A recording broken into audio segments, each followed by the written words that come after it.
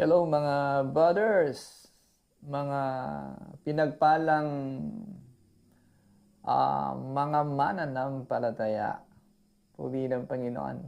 So muli, dito ang inyong kapatid para sa isang ah, pagtuturo o pag-aaral ng salita ng Diyos. Okay?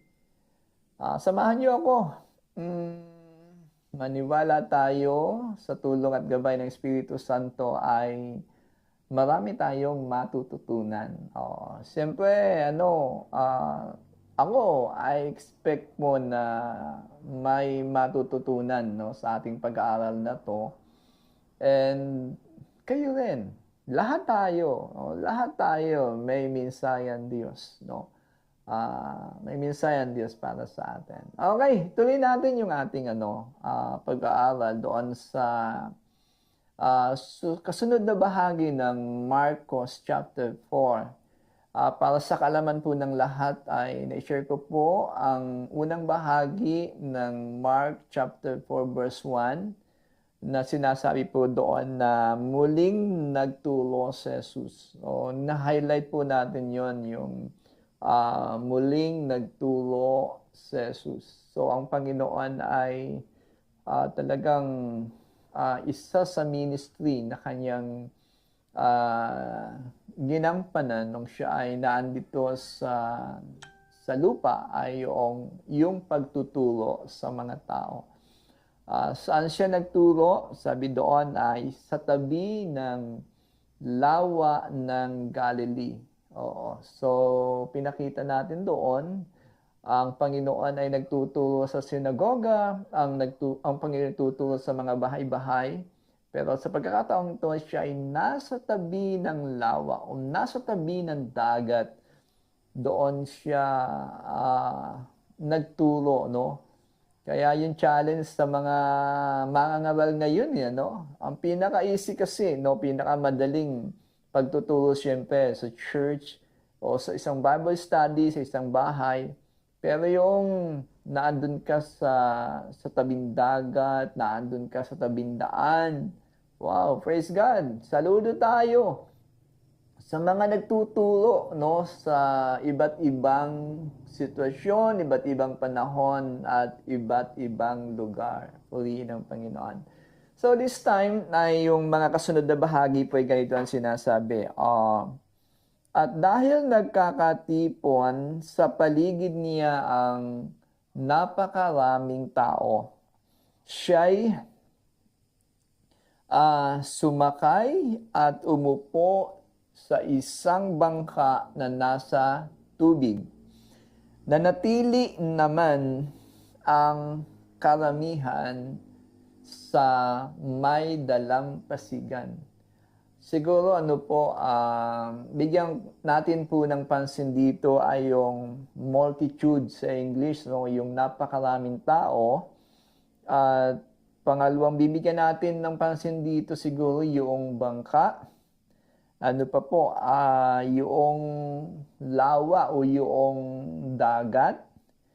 And then siguro yung salitang nanatili ang marami sa dalampasigan. Okay.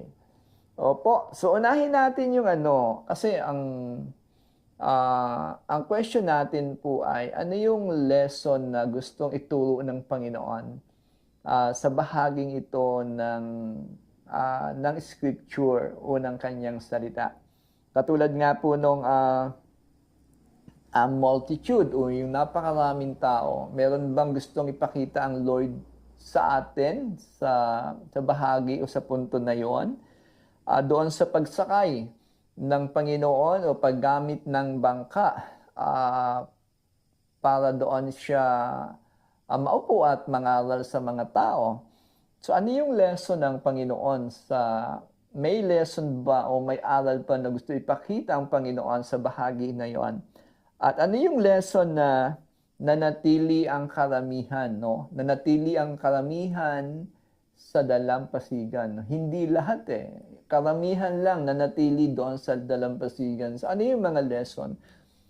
Sa mga bahagi na yon ng kasulatan na ating binabasa o pinag-aaralan. Okay? So balik po tayo doon sa sa napakaraming tao. Sa English nga po ay multitude, no? Napakaraming tao. Siguro ang isang personal na lesson, no, na dapat kong paniwalaan dito ay kahit sa panahon, kasi yung sa panahon ba na ito ay maraming mga tao pa rin ba ang gustong makinig sa salita ng Panginoon.